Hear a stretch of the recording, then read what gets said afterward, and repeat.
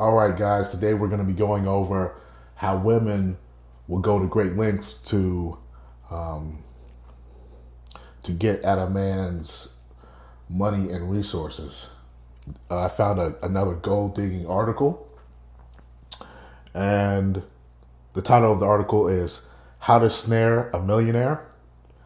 Sick of working at a shop girl, sick of working as a shop girl, Kim reinvented herself with the sole aim of landing a rich husband and got one. So, just to preface a little bit, I remember back in the day when Michael Jordan, the greatest basketball player that ever played, was playing in the NBA. And as he would travel around to different cities, there was a woman, I believe she was some sort of matchmaker, or she was kind of like in the know, I guess, as far as sports is concerned. And she had all these aspiring gold diggers. She, they would tell her to page them as soon as Michael Jordan came to that city, and it was a lot of women. I remember at the time I was blue pill. I said, "Man, women are not that devious to where they will hunt a man down to get access to his resources." Just like that book, The Predatory Female. I didn't think that women were predators like that. That they were. I still believe that they were sugar and spice and everything nice. Obviously, as I got older, now I understand that women are not sugar and spice and everything nice, and they love, love, love materialism, consumerism, and they love to spend a man's money, not thinking anything about the man. So in this article, we're going to go over female nature in concern to how they just look at the resources and what the money can provide for their life, and they could care less about the man. All right, so starting out, a recent survey showed most women still dream of marrying a millionaire. A year ago, Kim Perez, 43, and working in a chemist shop, set out to fulfill that ambition. Here she tells Anna Pergslove how she succeeded. And this woman, she obviously already hit the wall. She's not very, in my opinion, not really too attractive. But last spring, I flew to New York for a date with a man. I was talking about this woman I had not met before. As I walked towards their rival's lounge, I frantically smoothed down my clothes, fretting that my carefully selected wardrobe, Moschino shirt, Mulberry Halldale, and fake but convincing diamond earrings wouldn't be showy enough to impress an American multimillionaire. This, after all, was a man who owned a penthouse in Florida, a ski lodge in Colorado, and a business pad in New York. He ate in top restaurants, drank the finest champagnes, and, I was sure, could have dated any woman he set his sights on. But he wasn't dating any woman. He was dating me, a pharmacy counter saleswoman. A bum. From the dull old town of Brigg in North Lincolnshire. And yes, I targeted him not just because he was attractive, but also because he had serious money. Keep that in mind, guys. And yes, I targeted him not just because he was attractive, but also because he had serious money. The simple fact is, I'd spent months changing my appearance and even my accent. Also, I would meet a rich man. And if that sounds shallow, then let me explain a little about my past.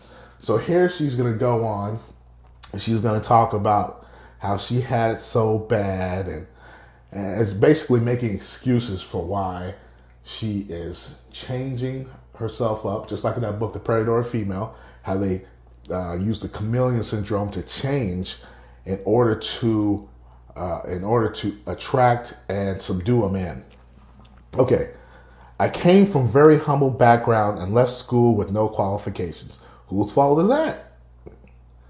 I married my boyfriend Steven, a mechanic, straight out of school, and age 20 gave birth to our daughter Claudia. So she married a guy instead of trying to go to college or better herself, and then had a kid, which would then limit her opportunities. I worked in my local pharmacy, but I always felt I deserved a better life. For what? You didn't do nothing. Just like people who believe that they have been born in the wrong gender or in the wrong era, I felt like I'd been born into the wrong social class. So this woman was not willing to work or do anything of significance, and she feels like she was born in the wrong. See, this is the problem with a lot of women. They want something for nothing.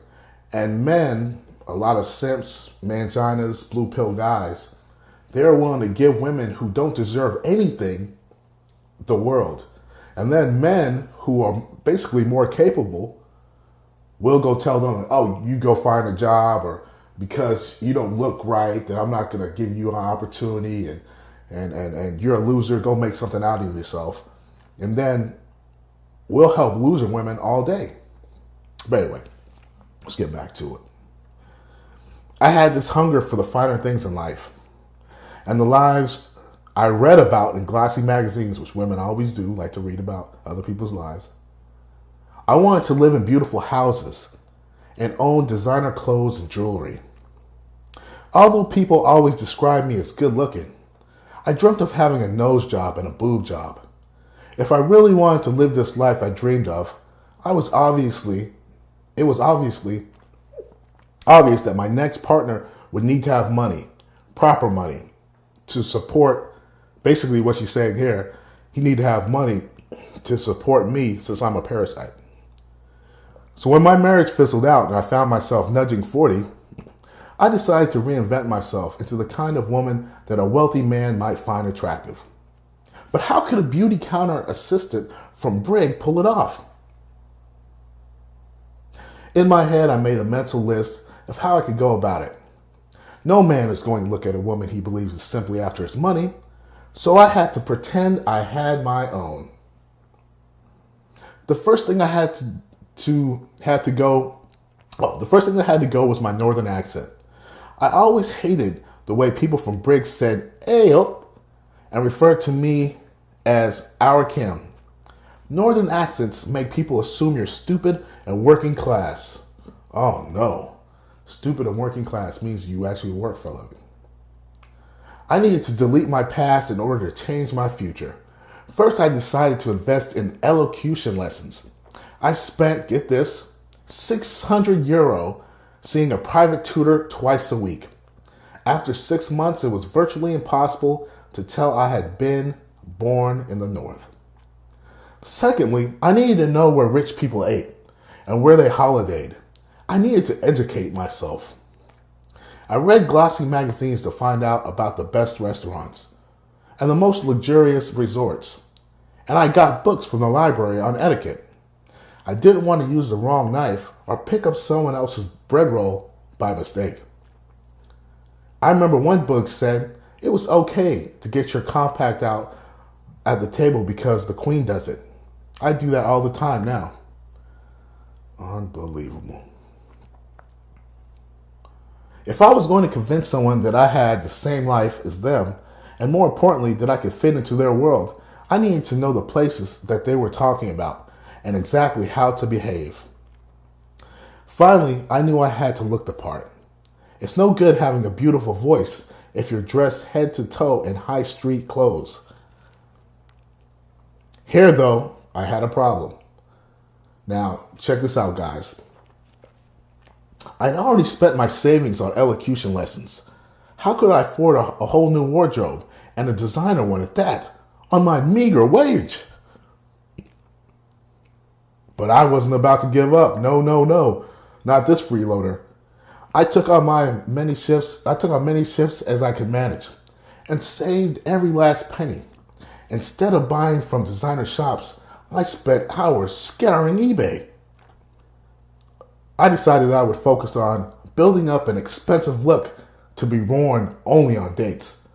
I bought a secondhand Mandalay dress, sexy but classy, plus a few designer accessories, including a secondhand Christian Dior bag and a Louis Vuitton hold all.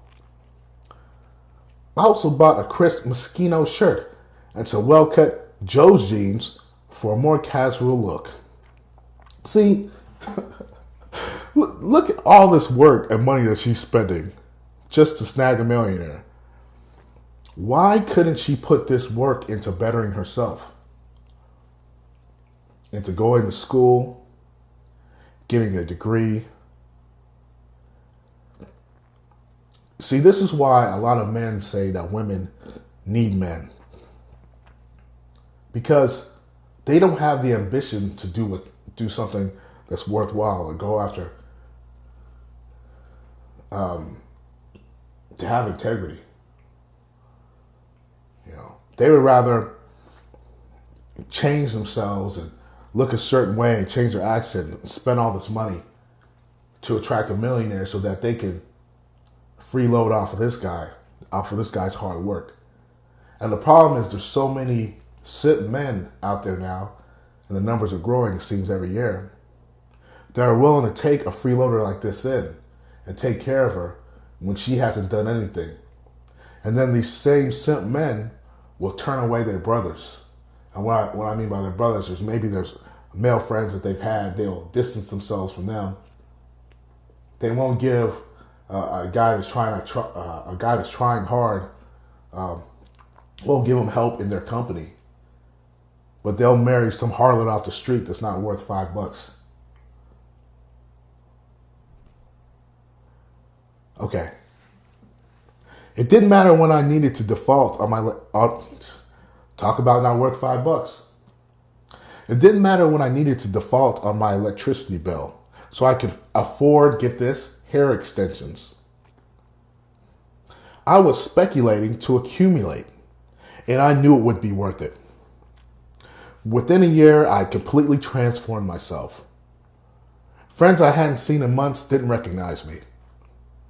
But where to start my search for a rich man? By chance, I'd heard about a dating website called iloveyouraccent.com. And at first, I thought it was something that I could do with having a nice voice. But when I looked into it, it turned out to specialize in introducing American men to women to potential partners in Britain. Suddenly, everything just seemed to slot into place. To put it simply, I knew it would be easier to reinvent myself if there was a bit of distance between my past life and what I hoped would be my future, a life with a wealthy American. So now she sets her sights on a wealthy American to take advantage of. On my profile, I described myself as fun-loving, sophisticated woman, and said I was looking for a man who liked the finer things in life. Obviously, I didn't say that I was looking for someone with money, because that would have put people off, but I hoped it was clear all the same. And that's how I found David. From the moment I spoke to him, I knew he was the one for me, which basically means I knew he was the sucker I was going to exploit. I had a few emails with other men, but as a general rule, it was if a man talks to you mainly about sport and alcohol, that he hasn't got much else going on in his life. David peppered his emails to me with tales of, and this is how she knew he was a simp that she could take advantage of. David peppered his emails to me with tales of flying, business class, and expensive champagnes, obviously trying to impress her, thinking that he's sucking her in, not knowing that she's actually sucking him in. I knew he had to have serious money. That was the man I had been waiting for. What did I tell him about me? Not very much during the early conversations. I described my job as being a cosmetics house, and this is what a lot of women do. They'll talk up their job and make it seem like they're like the vice president of some company to impress men. And a lot of men fall for this trick, so keep this in mind. I describe my job as being for a cosmetics house rather than a local pharmacy. And I didn't give away too much about my background. So for weeks I sent these vague emails giving very little information about me, but finding out more and more about his life. And this is another trick that women do. They won't say anything about themselves, but then they'll play on your ego and they'll say something like, "Oh, so you drive you fly on a personal jet, a private jet? Really? Tell me about it. Where do you go? And the guy, his ego is being stroked, so he's like, "Oh yeah. Well, I go to Russia, man, and I go to sometimes I'll spend some time in Dubai, and sometimes I take another trip and I'll go to Russia on business. It's very it's very entertaining, and do you want to go sometime?" Like, they'll just stroke the dude's ego, man, and next thing you know, he's done for. All right. He owned his own business and took 5-star holidays in the Caribbean. I was thrilled when he asked me to meet him for a date in New York. There was just one problem. There was no way I could afford the flight, so she was that broke that she couldn't afford a flight to New York. And no way I could tell him the truth about my finances. All right.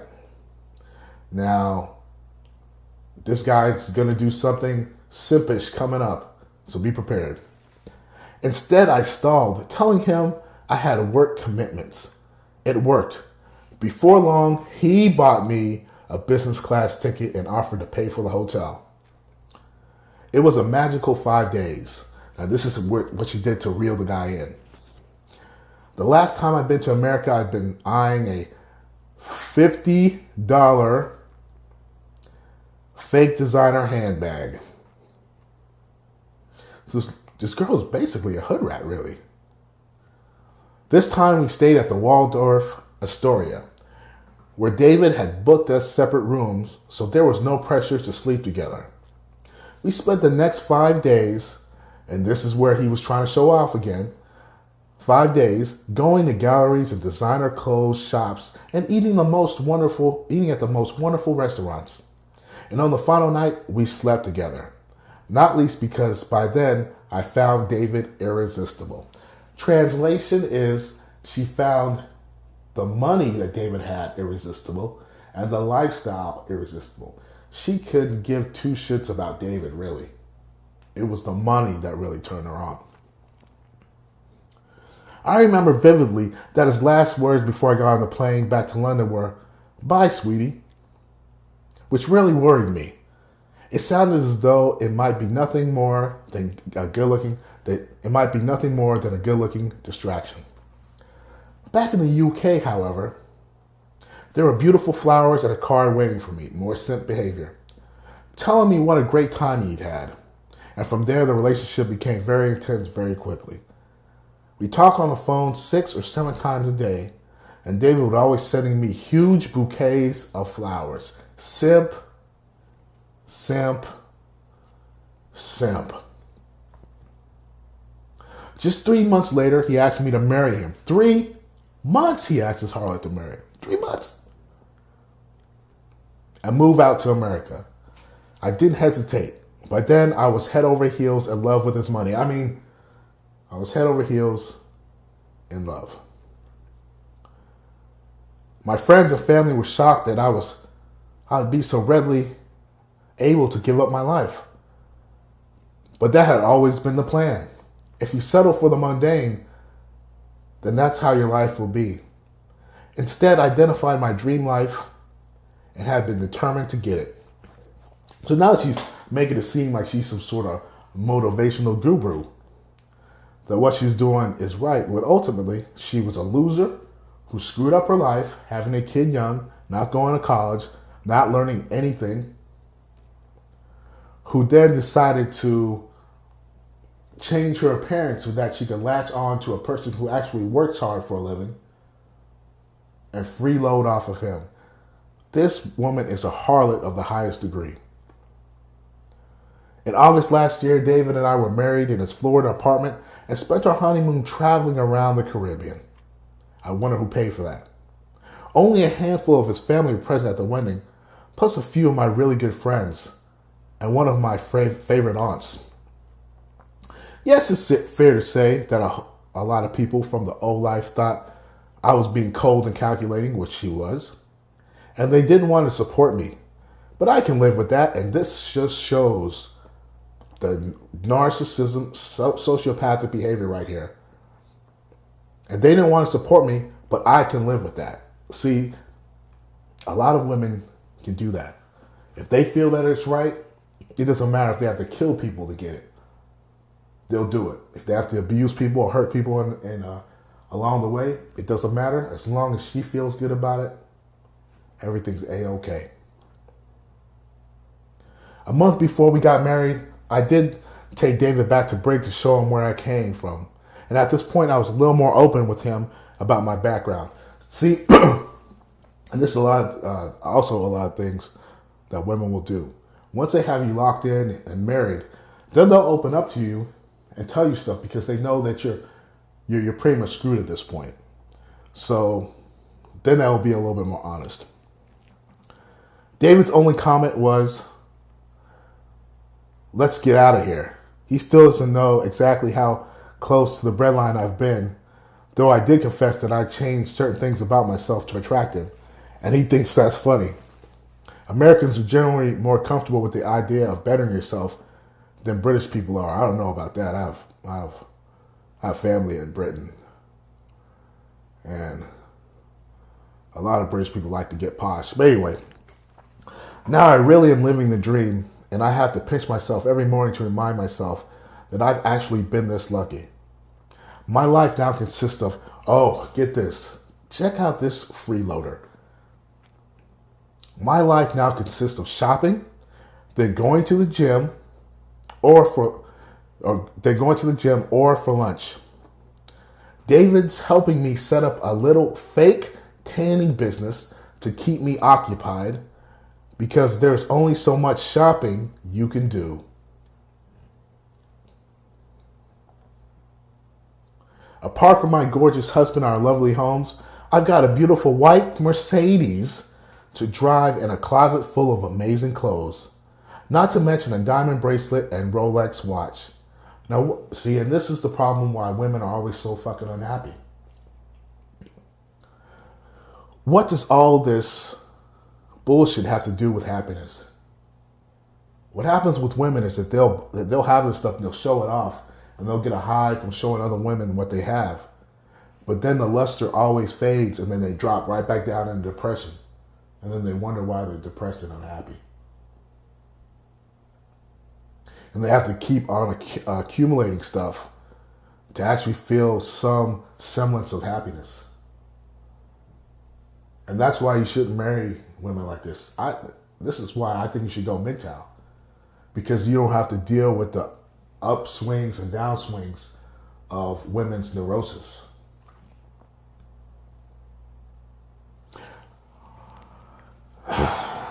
Unbelievable. Do I feel like I'm still playing a part? In some ways, yes, I do.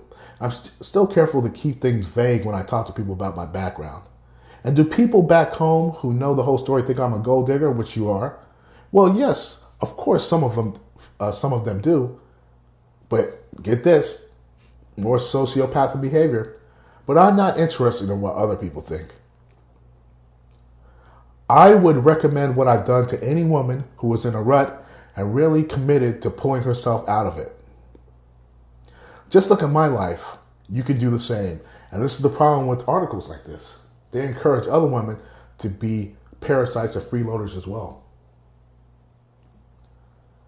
David and I have been together for 9 months and we are totally happy in each other's company. He's got that lovely, quiet confidence which people who are comfortable around wealth have, and it's very, very sexy. And this is where he fucked up. He didn't even demand a prenup when we got married, and for my part, I told him that If after a few months things weren't working out, then I'd go back to England with nothing more than I left with, which was obviously a lie, because after that she says, but can I really see myself going back to a life I had in Lincolnshire? Not for a minute. Translation is, if he tries to break up with her, divorce her, she's going to probably take this guy to the cleaners. And this is the fucking problem with dealing with these type of women. Most women, I would say 99%, have this dream of marrying a prince, a millionaire, a billionaire, and being a freeloader for the rest of their lives. That's what you're dealing with. Even a lot of women who they say or maybe are from overseas or maybe more feminine, if they're approached by a simp millionaire that says, you know what, I'm going to take care of you, and if she has kids, I'll take care of the kids, just come with me, leave this other guy, I know he's a good person, he's a veteran, he saves little kids from avalanches. I don't know, the dude's a good person, right? A lot of times the woman will think about it, and if she can get away and move on to this other guy without any social negative backlash, she will do so. But this article was just to reiterate how women will go through great lengths to seduce men with money, become a parasite,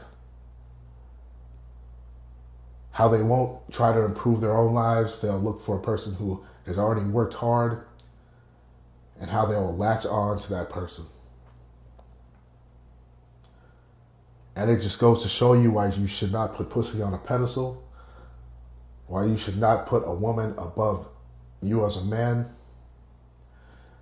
and you should look to foster real integrity-laden relationships with other men in order to build and succeed in life, and not give easy access to women who are just a drain on your finances, wealth, your mindset, and your resources.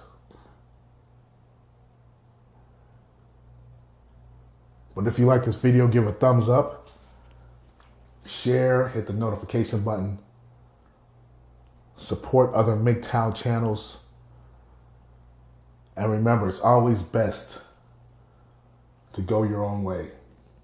I'll talk to you later.